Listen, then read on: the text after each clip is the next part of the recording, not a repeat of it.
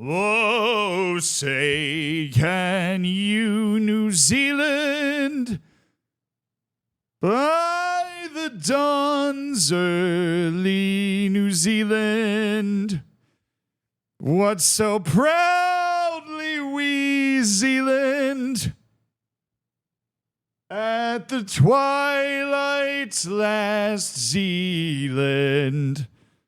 Oh, when New Zealand wins the game.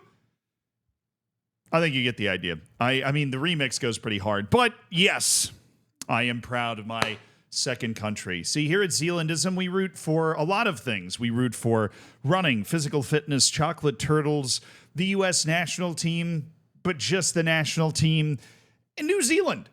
The plucky little country from the other side of the world from whom we derive most of our name. And they managed to pull off something miraculous, and specifically a team from Auckland City. You might not be paying attention to the Club World Cup, but something stupendous happened at it. A team that is missing multiple players and members of its coaching staff because they couldn't get enough time off work managed to tie Boca Juniors 1-1.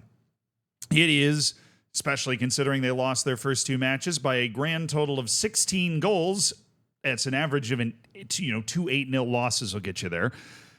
This is one of the most stunning results I've seen. Now, I don't know how much stock to put in it. It's one of those things that you see pass by on the ticker on Football Manager and you just go, wow, that never happened in real life. Why did they make that happen here? And turns out that every once in a while it does actually happen. Now, the stats themselves are striking. 41 shots to 3. 10 shots on target to 2. 74% possession, which is honestly pretty standard. How about a whopping 20 corner kicks, from which Boca Juniors managed to score 1 goal on an own goal against Auckland City, whereas Auckland City had 2 corner kicks and did score 1 of them, and it wasn't even an own goal. It was a beautifully accurate header into the bottom corner. But I am going to there's a couple of things that make this particularly remarkable, but I'm going to highlight the reason that it happened.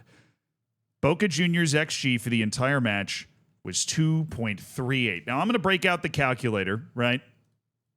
2.38 divided by 41. That is an average of 0.06 XG per shot. Under that, 0.058 XG per shot. General rule of thumb that I try to live by is you are creating decent chances if you get 0.1 XG per shot. Now, XG isn't an exact science. There are obviously a bunch of chances that if they don't result in shots, don't count towards XG, and so on and so forth.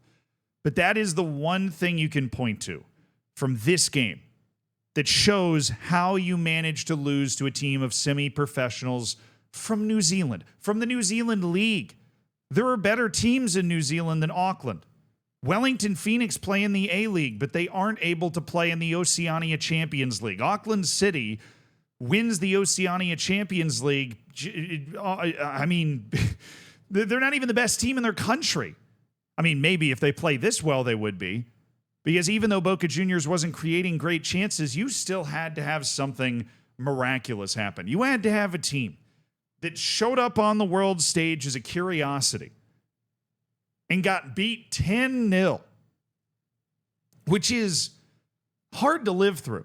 Like, sit there and watch all 10 goals. Experience the full 90 minutes of what it's actually like to get your first ever match for all of these guys, really, on an actual world stage where a really significant number of people, even though it's the Club World Cup, it's not that significant a number, right? But a really significant number of people are watching you.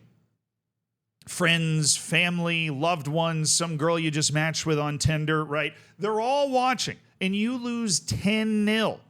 The girl's unmatching you, right? You're toast. You fumbled the bag.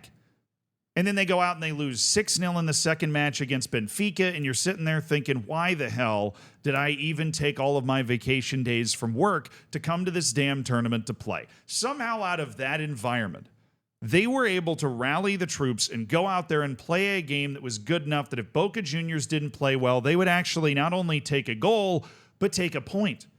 Because there's a big difference here. I've often had this debate, right? Because Trinidad and Tobago was the first time I was introduced to this thought process. Trinidad and Tobago's been to one World Cup. They did not score a goal. They did get a point. There's a lot in that, right? Or you could be Tahiti. You go to the Confed Cup, remember that? And Tahiti goes, now they obviously don't get a point, but they do score a goal. They get that moment of elation and celebration, but even when they scored the goal, they still lost by a couple goals to Nigeria. It's not like they were actually close. But to be able to go out after not scoring, not being anywhere in the same ballpark as a point in their first 2 games, and not only get a goal, but get a point against Boca Juniors. We're not talking about some chumps from down the road. We're not even talking about, no offense, ES Tunis or Ulsan HD Park. We're talking about Boca Juniors. This is a team that absolutely would have expected it could get to the knockouts and maybe even try to make a run past that. This is a team that got on the same field as Bayern Munich and rightfully assumed that it had a puncher's chance to actually get something from that match. And Auckland City just took a point off them. I'm going to keep saying things that make you realize how much more ridiculous this is. This was not the opening match. We all know the weird kind of voodoo that opening matches can have, right? Saudi Arabia beating Argentina is a good example. You come into the tournament, maybe there's some nerves, maybe there's some complacency because you're playing against freaking Auckland City. This is in the final match. This is after the beatdowns, after everybody really knows where every club stands. You're playing against a team whose goal scorer in this match is a teacher. That's his job. He's going to go back to New Zealand and teach children, I would assume. Maybe he's like a night school teacher. I don't know.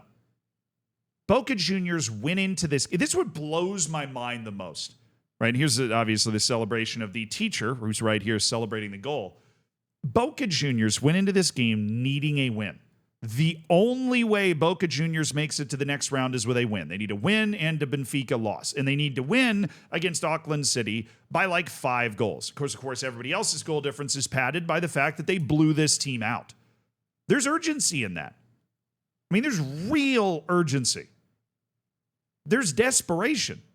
Because if there's one continent that actually cares about this tournament, it's South America. Their fans are here in droves. And they want to win the damn thing. And they're playing really well. In fact, Boca Juniors was the only team that had lost a game in this whole freaking tournament, I believe, from South America after they lost to Bayern, which no shame, right? No shame. Still, they only lost that game by a goal, by the way. Same team that beat Auckland City 10-0. They're going into this game needing a win. I don't care what tournament it is. If you go into a match needing a win, you're just going to play harder. You're going to want it more.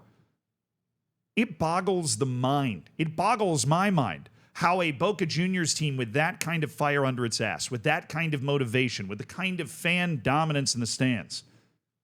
I mean, the only people rooting for Auckland City were the away days. Ellis Platten. He went to this game to root for Auckland City because he wanted to root for the team that would basically have no fans. And that's no knock on Auckland City. It's a semi-professional team on the other side of the world. But Boca Juniors had every conceivable reason to win this game, even more so than Bayern at the start of this tournament. How does this happen?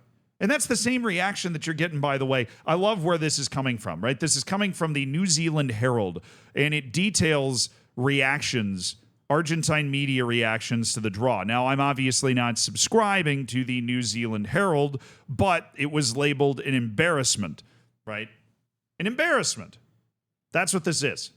An inexplicable, undefinable, unquantifiable embarrassment. Given what was at stake, given the level of motivation, given everything in this game. Inexcusable. It's completely inexcusable. Is it a fireable offense? No. I don't think anybody should be fired for one game. Talking manager, obviously. But this is one of those moments in sports that demonstrates there is a reason you roll the ball out on the field. There is a reason that teams like Auckland City show up. Because if all the planets line up, and they did in this game, they all lined up. Right? Maybe the own goal defending a corner was painful, but it's hard not to concede if you give up 20 corners and 41 shots, right? They get a set piece, they get a goal back, and they had a huge benefit in the second half that it would be remiss if I didn't point out. Couple minutes into the second half, there was a thunderstorm delay. It lasted an hour. By the end of the thunderstorm delay, it had become clear that Boca Juniors was out. Now, the reason I didn't bring that up earlier is because I don't want to use that as a cop-out. Boca Juniors played 53 minutes against Auckland City, and it was 1-1 with that fire under their ass. Eventually, Benfica holds on to beat Bayern, which is a pretty stunning scoreline. Good for Benfica. That means that Boca Juniors had no chance. So for the final 37 minutes, Boca Juniors was not able to go through, and they knew it. And I guess you could say they played like it.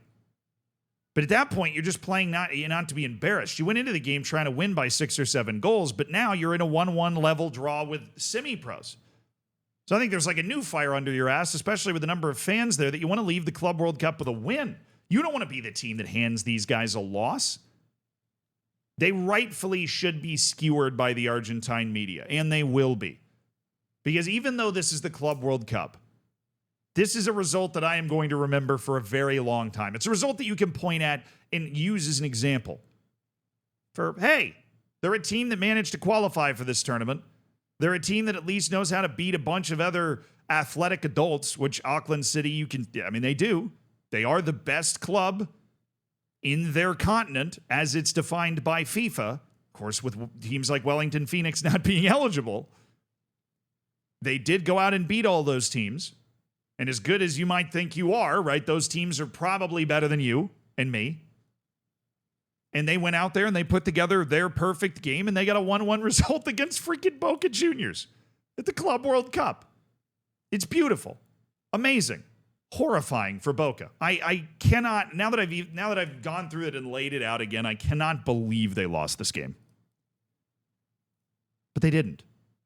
I mean, it's like the old USA v. England headline. USA wins 1-1. That's what happened.